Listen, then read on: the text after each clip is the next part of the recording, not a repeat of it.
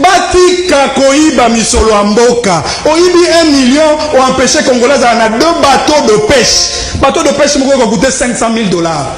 1 million de dollars toi nango mibale, 2 millions de dollars toi nango 4.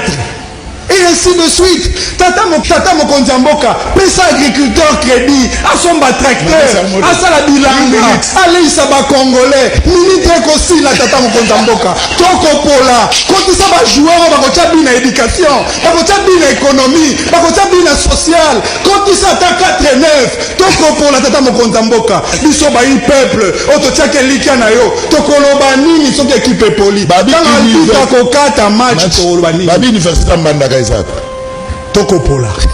Merci. Félicitations pour tes réflexions. Manix Iyenda. Mon mobile est la raté. Il va me salobi. Mon mobile est la raté. Tokopola. Mon mobile est la raté. Minute aussi là. Il y a quoi qu'au match. Bah jouer à malam bana bande touche. Quand il s'est méchant à solo. Mouton a un aménagement à territoire. Ça a déjà essoufflé. Donc on espérait nini n'ambosso président. Bah tu as quoi apporter nini. C'est la biso joueur on a souffle le président. Moi c'est aussi là. Merci. Il minute pas terminé. Manix tika oganga. On s'en a vessé fouillé. Match aussi là. On s'en a vessé. Match aussi là. Ba minute là on s'est caillou. Tala yumoyo. On s'en a vessé. On s'en a une fléchi. Match aussi là mon cher ami le monsel on pété. Tika na oganga mon cher. Oganga minute otala otika oganga. Match ici là. En 8 minutes nous auto lobby wana et le on va faire les messages. Au 4-9 attends contre 8 minutes. Match ici. Match ici. C'est qu'à Koganga comprendre que parce que gérer Mboka, bazan intérêt en Mboka té, bazan la vision en Mboka té. Donc c'est qu'à Koganga mon cher ami, arrête de crier, soit tu lever l'option. Tout ce Ganga. Yokasi mo konzamboka ba rabisoté. Yokasi ba conseiller ba rabisoté. Yokasi c'est ba rabisoté. Yokasi anel ba rabisoté. Yokasi ba professeur mboka ba rabisoté. Ba intelligence mboka ba rabisoté. Mais bah, de Kozulu, ils s'en foutent de nous, ils nous disent que Bavanda, comme le Bavanini. Balamba Balia. Bavanda, mon cher ami, Tika Oganga Nayo. Rien ne va se faire. Rien ne va se faire. Je suis content. Manis est un fervent défenseur de Tshisekedi. Un fervent défenseur de l'union sacrée. Alobike, Bazoko Pola. Tu es honnête. Bazoko Pola. On était dans la trésor comme on a ngoté. Bato Bela ils sont pas ngoté. Bazan et maintenant Chibambe, Bazan ngoté. Ba Chris Mukendi, Bazan ngoté. Mais je suis d'accord, aux yeux courage. Mais ce qui te reste, viens à Kaya raison. Viens à Kaya raison. 8 minutes et toi t'es fini. Exactement de Kozulu. Oh Zambo, Zamboka. T'as longtemps le bien. Ben dans le poteau, et chapelet des bonnes intentions. Papa mon konza mboka cha 4-9. Papa to de pêche. Papa mon konza muti aussi là. Université Bandaka. Papa mon konza on a soufflé. Papa en 8 minutes, il m'a dit 8 minutes pour ça on est dans 8 minutes. Donc tu sais le on a 2 ans. Dans 8 minutes na yé. En 2 ans on appelé Awa. Université Mbandaka Zawapi. Exacté. Pour nos profonds des Alpes. Exacté. Allemagne d'Afrique. Exacté. Dollar et ce qu'on m'attend un paiement. Je te dis qu'en 8 minutes, il faut comprendre que non. Merci. Pour Manix Yenda, le président de la République a complètement échoué avec l'union sacrée.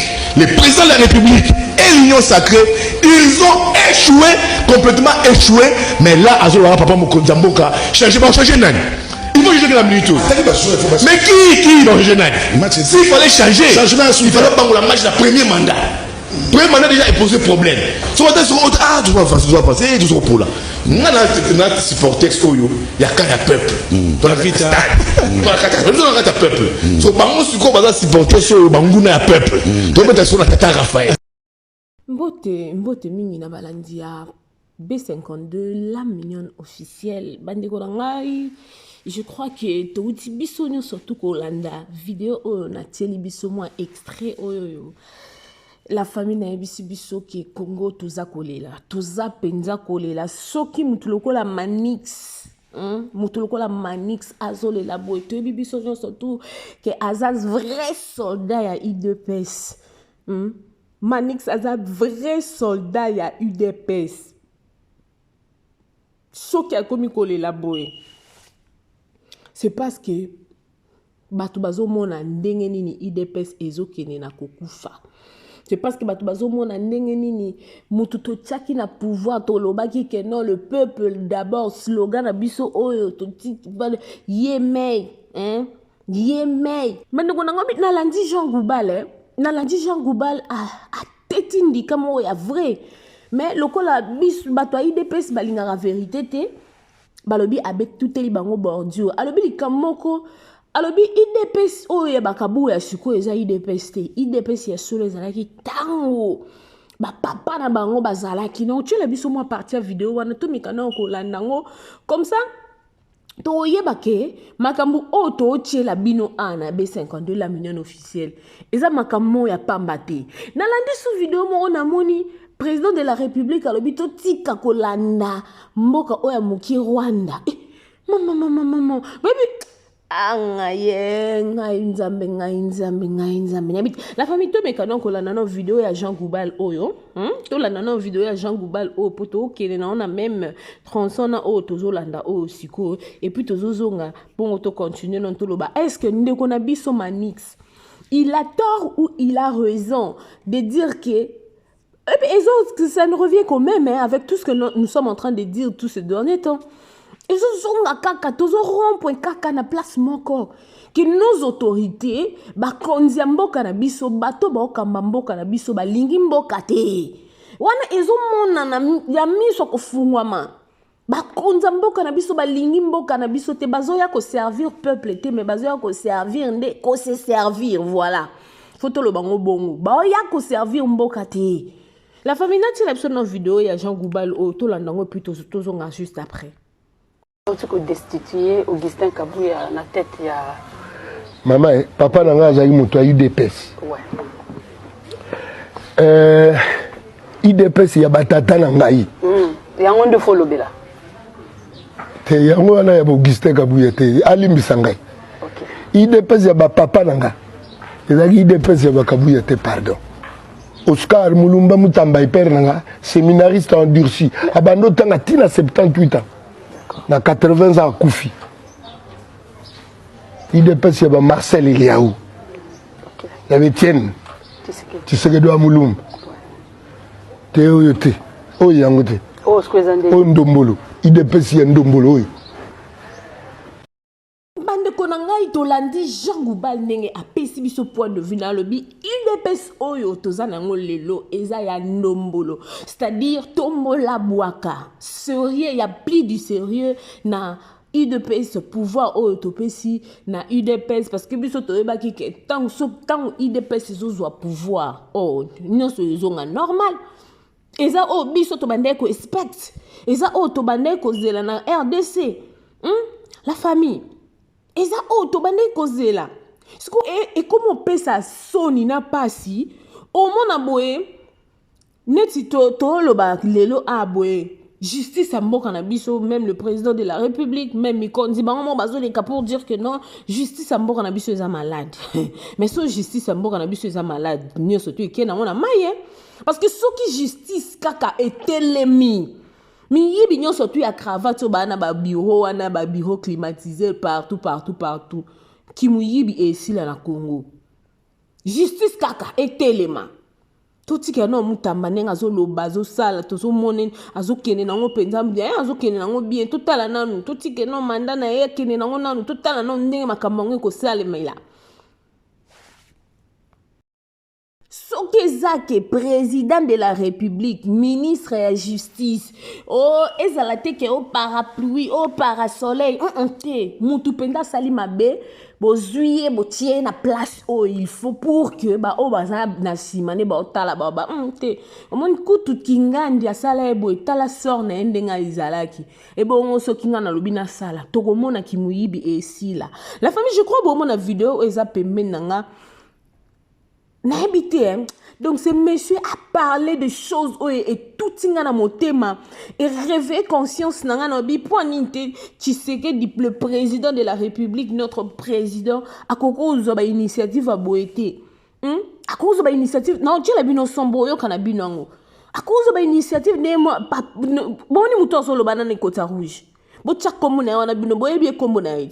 Non, tant qu'on a communauté pour bien boye bien commune. Alors, makamoko donc ozo sentir que non, bazo tsangpe en pratique. Exactement le quoi pas na biso balobi que si quelqu'un touche même la tête d'un Congolais, et ça du simbi Congo mobimba. Mais les lots toujours mona ba massacre n'engo sala, ma toujours mona ba sabotage n'engo sala, mais personne azo tellement pour dire quelque chose. Mais tout le monde a pas à rouge, bon monete. Non tu la biso son. Non tu la biso son to yoka makambo a lobby. Bon, alors baka makamba pe ponde mo na fe na fati beto alors ba makamde mo na mutombola be. Fati be. Ndenge moko, mais ce qu'il y a yo mo na que évolution quand même eza pourquoi parce que pour makambo zo loba eza te ka lobi ngoka bwe po non sepelisa batu ba yo ki ba betele maboko.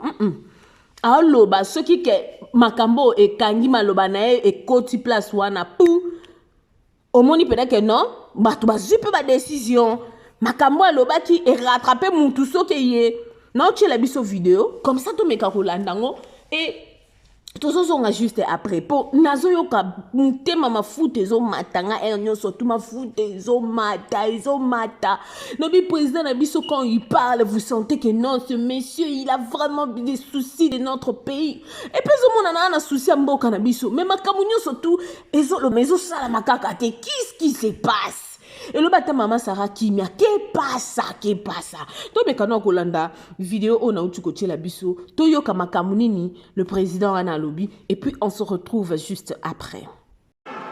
Je le dis haut et fort et j'invite donc les magistrats qui sont sincères là, voilà, à donner le temps aussi et à quitter dans une certaine logique parce qu'il y a beaucoup de brebis galeuses dans leur rang.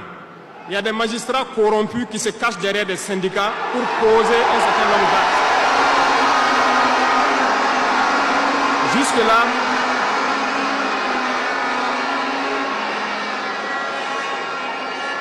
Jusque-là, nous sommes restés dans une certaine logique d'essayer de respecter certaines règles. Mais je veux qu'ils comprennent. Ce n'est pas parce qu'ils savent parler, nous savons parler. Si quelqu'un continue dans cette logique, à chaque instant, nous serons devant le peuple pour les expliquer pourquoi nous avons violé telle décision de justice, tant que ça ne va pas rencontrer l'assentiment du peuple. Parce que c'est le terme qui existe.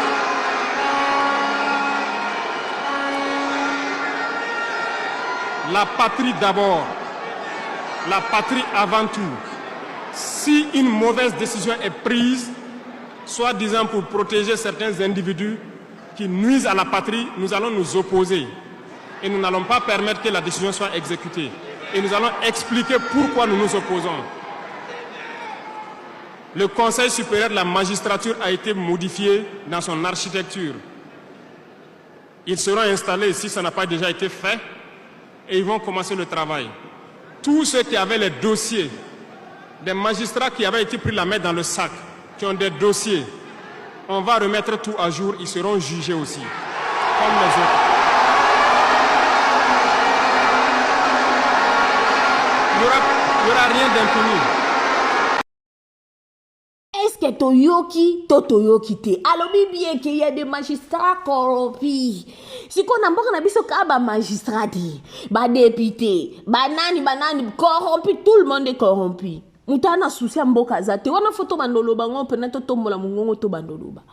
Mutu ana souci mboka azate. Soki makambu tato a uchukoloba oyo le président a uchukoloba la famille. Et que ça la maboye pena RDC, je vous assure, une année zébélé tout le monde a changement. Tout le monde a changement dans mboka na biso. Tout le monde a changement la grande famille. Et ça passe, et puis ça passe comme on a ma kamundeng et ça s'est passé dans mboka na biso en tout cas. Deux fois moi je me dis Seigneur, il faut tout ça neni. Ko sambela to sambelaka. To na église na mboka na biso lo wa mayebo zo bota na nzete na banzete na zamba partout. Ba église to zanango. On prie au Congo. Mais pourquoi mboka na biso zo bonga te? Ki mutema mabe ba konzi na biso eleki. Muta ko zwa place, azui position. Ah ouais, là, nous coquons, nous connaissons bon pour naïe mon projet, na on a ça, nos projet n'est pour donc aïe bien nous coup douter donc abi le quoi dans une mandat na 5 ans bon na mais quand on coton dit ça na nous poche na ngai na élargir na nous tente na de façon que ceux qui lobby na za sous-souté na za déjà na backup mo quelque part. Et puis ça passe, il peut Sony, la grande famille de M. Kambelu TV officiel. Et puis ça passe, il peut Sony. Pour un grand pays pour le Congo, comment na makambo eza ko se passé. En tout cas, Nzambe fa sunga biso. Ya solo na exception Nzambe pa sunga biso. Nzamba sunga mboka na biso, to meka ko comprendre qu'est-ce qu'il faut. Qu'est-ce qu'il faut pour na mboka na biso. Une vidéo de comment ça peut moi point de vue sur quelque chose tout la nana vidéo na la grande famille et puis pour ngana bana elle a biso ka ma vidéo ngana mona ke plutôt ça les lango analyse to pesi moi point de vue na biso yo pe na ba commentaire o tikeli biso point de vue na yo o partager les biso ngo mutu mususu pe akokuta na vidéo oyo atie point de vue na ye na ba commentaire. Est-ce que le pays va bien? Est-ce que régime ya liboso na régime ya mibale banani bazo sala musala? Tout ça quand même ba peuple congolais. Nous avons besoin, tout ça a besoin. Ya ko se sentir pe na mboka na biso. Nazo tchela biso vidéo ande ko moi ça me ikolobe non pour na projet o ya carte d'identité. Donc un Congolais qui n'a pas na carte d'identité et nous trouvons ça normal. Mboka lokula Congo donc carte d'électeur ezakutu bakanyo photo boelonge mona lokwa ya yo te côté monsieur longe mona ni côté ah my god to me kana ko landa vidéo de comment ka meiko so la pona yango et puis tozonga pona to clôturer. La carte nationale d'identité, elle n'existe plus en RDC depuis 27 ans. Cette année, elle devait enfin faire son grand retour entre les mains des citoyens. En avril, l'opération était lancée en grande pompe à Kinshasa avec un recensement. Mais la joie a été d'une courte durée. Donc nous sommes dans un pays, dans une ville où je n'ai pas un document à brandir qui atteste que je suis congolais. On était tous contents ici quand on avait vu le premier citoyen congolais, le président Félix Tshisekedi, obtenir sa carte d'identité. Et ça allait être une première pour beaucoup. Parce que beaucoup ici, on n'a jamais eu des cartes d'identité. On a seulement nos cartes d'électeurs et nos passeports comme pièces d'identité. Donc, voilà. Mais depuis on attend là. On attend, ça n'arrive toujours pas. Mais pourquoi ça n'arrive toujours pas?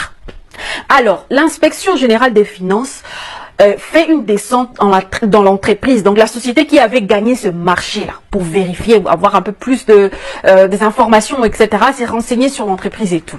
Et quand ils arrivent là-bas, Nzambetata, ils vont découvrir des choses.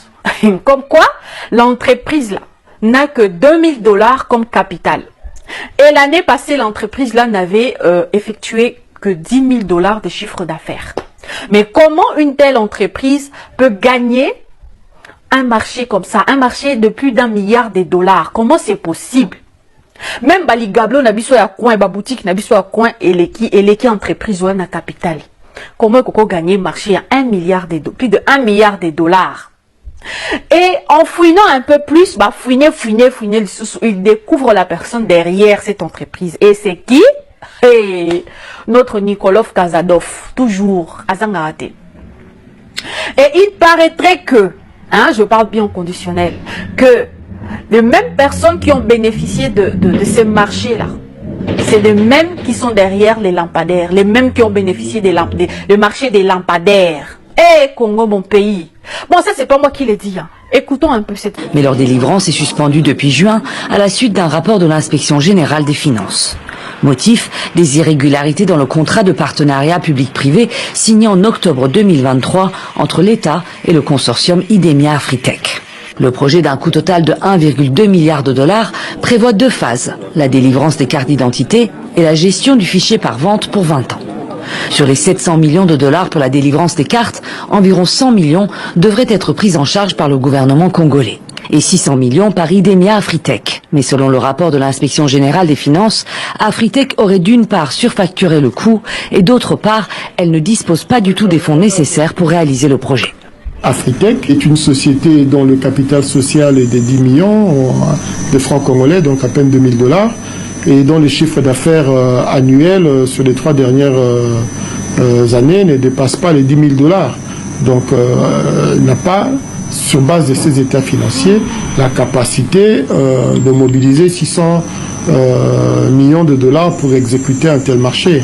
Alors le versement de la compte de l'État est bloqué et le projet suspendu. La famille, j'espère que tu kolanda. Tolandi nangelongo toyoki. Boki soni onga na yoki. Loka bino mo bolandi ngo bozo yoka. Jusqu'à quel niveau vraiment? Ba konza mboko na biso ba osakana ba congolais. Jusqu'à quel niveau? Nicolas Kazadov Toyebi Toyebi non? Il est connu depuis Bruxelles. Azaki bras droit et président de la République. Azaki osa ele mwa ba course toyebi yango biso nyonso. Awa na makambo soto bio justice kota atande na omona Constant Mutamba ye moko ninga azo ko telemela. Mais je ne sais pas s'il saura porter la main sur lui ou je ne sais pas. Parce que comment est-ce que bon on a ebisé l'autre fois dans l'émission précédente Mouta ici classe mais il ne travaille pas. Pourquoi? Parce que Azana parapluie, Azana parasoleil. Aucune entreprise moko bo monaka okuna mona mama leki, o mona tata mwasi, okuna mona kokololo, okuna mona. Donc vous voyez que Azana est comme le quoi accompagner en famille. Les gens qui sont capables, bazawana teo faut basa musala comme il faut pour que mboka na biso évolue. La famille épée sa biso passe. Épée ça passe moi personnellement na banda loba na liboso na banda loba politique ambo cannabis politique ambo cannabis ezana ndeko moka bina ngai mama B52 vous savez quoi la politique de notre pays ceux qui occupé angote yango occupé yo oui ils occupé bisoko to si ba classe bo misala malonge zate biso tokomi ko lobela makambo zoko leka misala malonge zate ozo musala wapi. C'est comme si ici chez nous au Congo, on n'a jamais eu de comment je peux dire ça sous ce Kiminga. Les Congolais, ok, laisse-moi dire ça de cette manière. Les Congolais n'ont jamais été de politiciens depuis lors. Ba politiciens on y soto mona, ba sa banka ba commerçant, miyibi qui cherchent leur argent. Aussi on tokolo bango bongo bolimbisanga. Tokolo bango bongo. Donc tokoli ko espérer na eloko mon côté na ba politicien na biso mboka.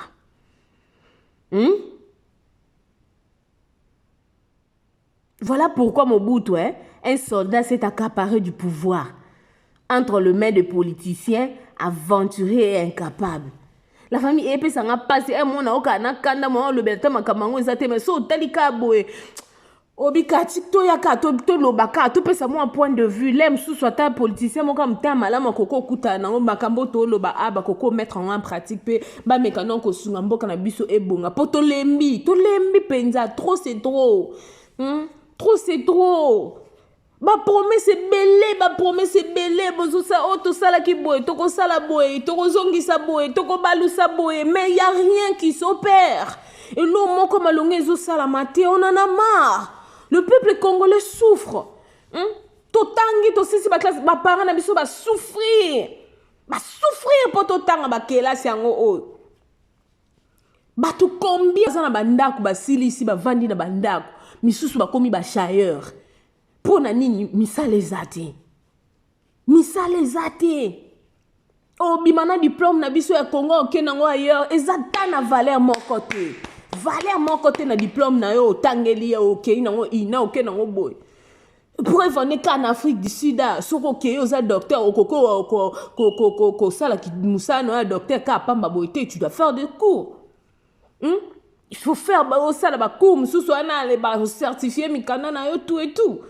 Mais biso na Congo atomo na mutu moko indien aye na Congo mbangu biso yo sotoko mikaka koke ne pas indien o kuna ba chinois wana bataka kutu batonga na mukongo bazongisi boy biso na mbangu to kimi kuna toujours pesa bango valeur au moment où biso moko bana mboka. Ah, la grande famille de B52, la mignonne officielle, c'est vraiment triste, mais tout ça obligé à quoi beta moi solo oyo po mboka na biso en tout cas ceux qui tolobité mutakoya olobela biso azate mutakoya olobela biso penza azate yango na mikonza mboka na biso bo sala musala na bino comme il faut botika na ko tondisa mabumu na bino na ba poche na bino bo sunga na Kongo na biso Congo zonga na ndenge zaka na ba 1960 tango biso botama ba 1960 65 le biso to botami Congo zaka boité lilo Congo etondi na wewa par-ci par-là embouteillage du 1er au 30 Mandela malonga ezate oh 100 jours oh boye elo comment que zo salama ezate my god. Abonnez-vous massivement ici chez B52, la mignonne officielle. Aimez, commentez, partagez le lien. Ça nous fera énormément du plaisir. Si vous avez des suggestions, de remarques, des conseils, n'hésitez pas à nous laisser sur le commentaire où il y a le numéro qui s'affiche là. Vous pouvez toutefois nous contacter sur WhatsApp. En tout cas, que le bon Dieu puisse nous bénir. Je sais que les Congo, Congo na linga makasi. Na linga pena mboka na Congo na makasi na bike. Lobi ebonga eza bato ba kimi biso ana Congo nde mbote zopelela biso ba kozonga awa pona ngoya ko investir kaka na mboka na biso. Voilà ma grande famille, je vous aime beaucoup. En tout cas nzamba pambola biso na yebisa biso ke ngana a politicien te mais toyaka ko beta masolo mboka na biso parce que o tozomona na o tozomona na bamboka bapaya toloba ke non po nini te bakosala pe boye po bango baza pe kana makila rouge net biso bana makila pembe te bana makila bleu te bana makila mauve te yango moni to yaka to beti moi lisolo mukie to partager moi souci moi douleur moi sengo o tozala nango po to yaka ka po na koloba mabete to yaka ka po na onite mais to yaka nde ko solo la. Et en tout cas bolimbi samedi ko amoni ke to beti se libaku tout au long ya moi analyse o moi lisolo o en tout cas limbisa biso. Eza juste place na motema soki tozoloba boye eza tozoloba ngo na esengo te tozoloba yango na pasi tozoloba yango na pasi na mitema gouvernement na biso bakondi ya mboka na biso basala musala na bango comme il se doit batia penya nyonso marche balongola nanu intention o le mutu nyonso zo na pouvoir zo na intention nanu ya komibonga isama nanu yaka na intention ko bongisa mboka nde tozomona mutamba. Alors bien clairement, vous m'avez vu changer de voiture depuis que je suis au pouvoir? Non. Bazo ko proposer ngai na kende ko somba ndaku na ba gombe na sala ba voyage mais je ne le fais pas parce que c'est pas ça souci on a na pouvoir. Voilà. Pour mutu ko azala ngo sotambo na ngo kakati. Asotambola nango mais keso manda kuna bagombe te ake ko sala ba voyage te net ba politicien mususu to ba kondi mususu ba kamba mboka mususu.